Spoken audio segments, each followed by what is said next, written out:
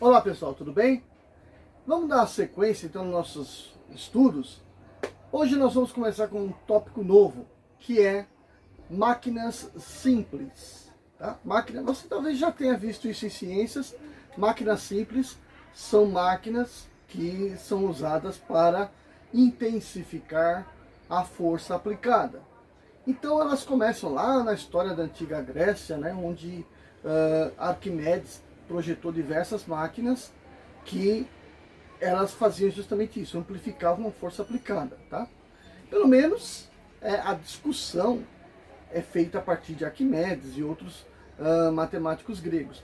Mas com certeza o homem, muito antes de se comunicar, já tinha inventado suas ferramentas e, portanto, já tinha percebido, né, como fazê-las se tornar mais eficientes. Ou seja, como fazer com que as ferramentas tornassem a sua capacidade biológica muito mais eficiente, né? Que isso é tecnologia, ok? Então, vamos lá. Hoje a gente vai falar de alavancas e, se der tempo, a gente fala de polias, né, esse vídeo aqui, sobre esse assunto, tá bom?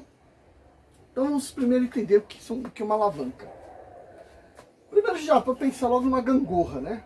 Eu tenho aqui um ponto fixo, em cima desse ponto fixo tem uma barra, essa barra tem um peso, esqueci de colocar aqui, então portanto no centro de gravidade existe o peso da barra, tá bom? Agora, em termos de força, este ponto está sendo o ponto de equilíbrio entre uma força aplicada aqui nessa extremidade para sustentar um peso, um objeto que está nessa outra extremidade.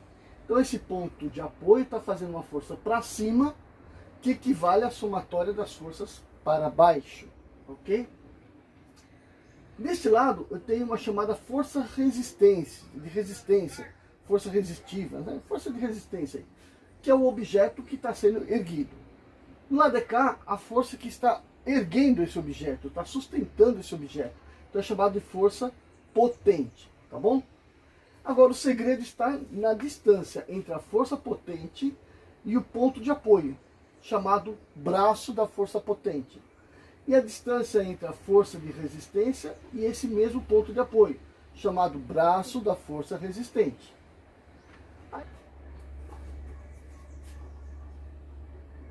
A gente vai chamar de equilíbrio de rotação a seguinte situação, na qual a somatória das forças que tendem a rodar essa barra num sentido, né, horário, seja igual ao do sentido anti-horário.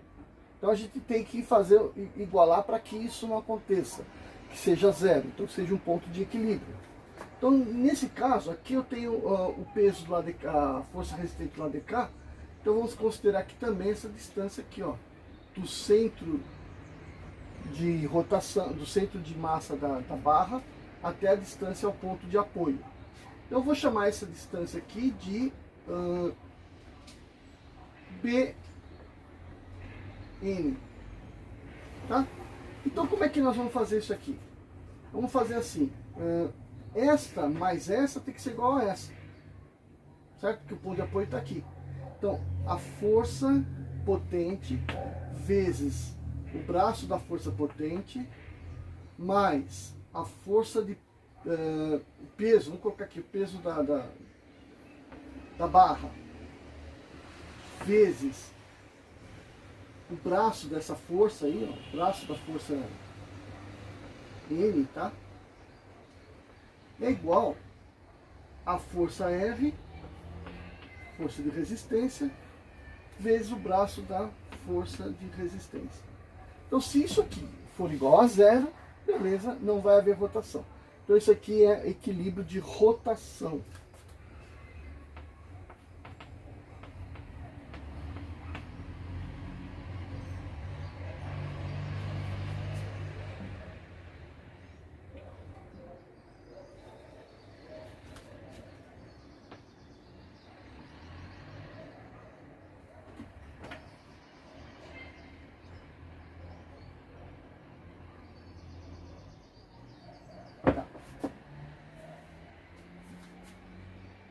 Agora, o equilíbrio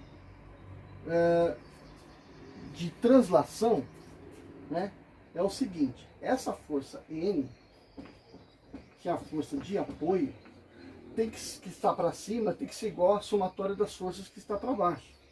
Então, FR mais o peso mais FP. Então, essa condição de equilíbrio de translação.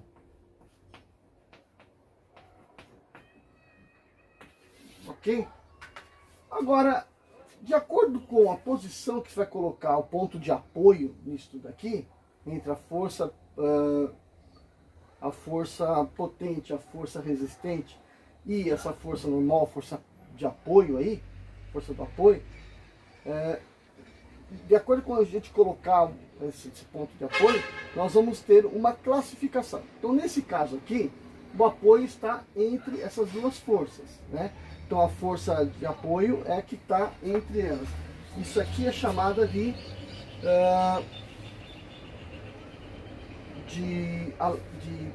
interfixe, tá?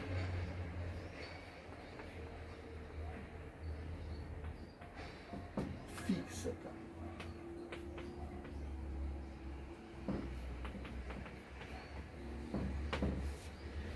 Alavanca interfixa. Aí depois você vai ter a situação de alavanca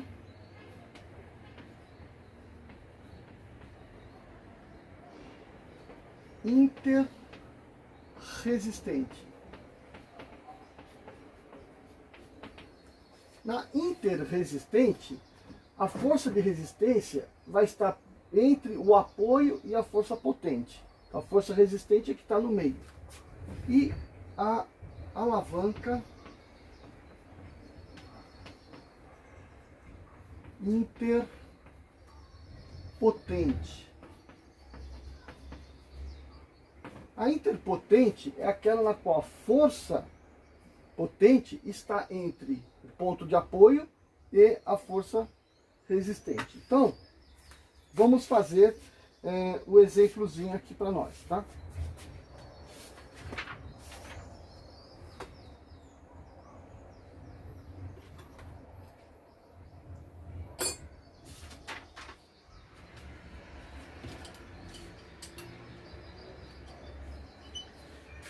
Quando eu uso um alicate, eu tenho que esse aqui, ó, este daqui é o ponto de apoio. Aqui onde vai a mão é o ponto da força potente. E aqui onde está a ponta é a força resistente.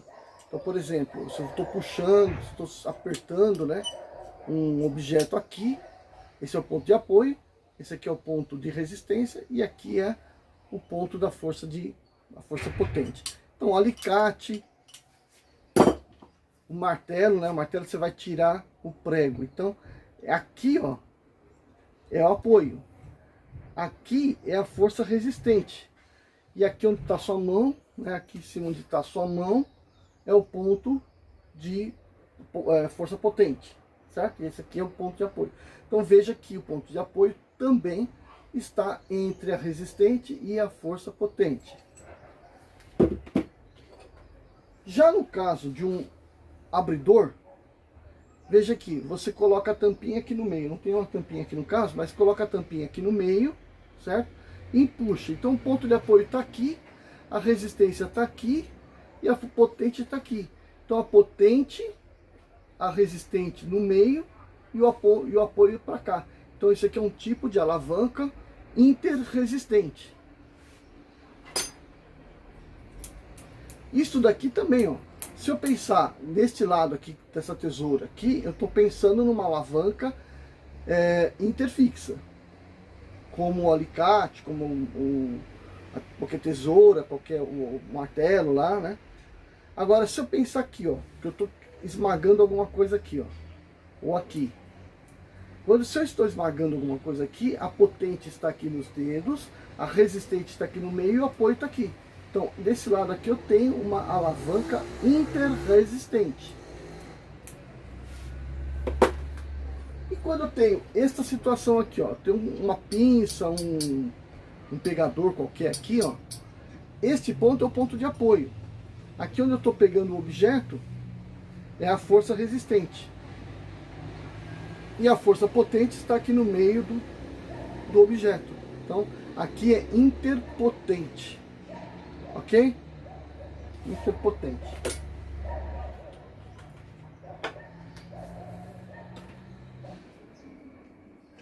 Tem uma situação também interessante, que a alavanca poderia ser pensada na forma de uma roldana.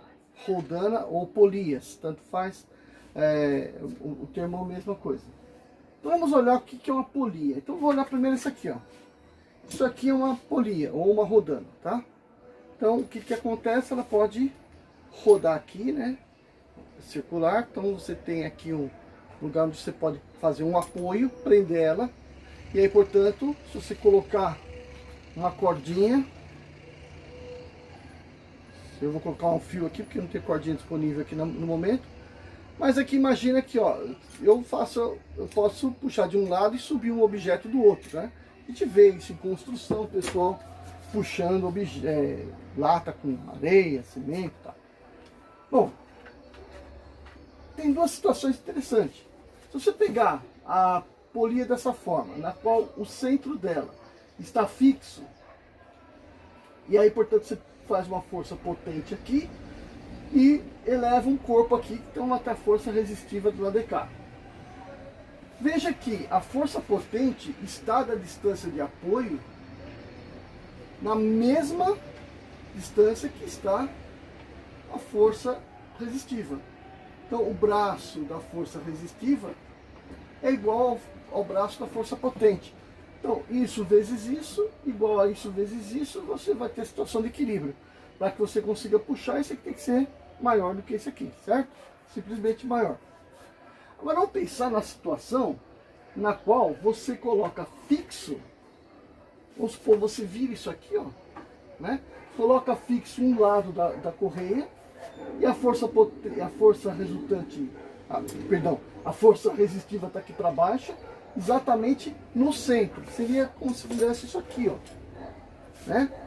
Eu prendesse aqui em cima, né, prendo uma dessa daqui num ponto fixo e a outra que eu vou puxar.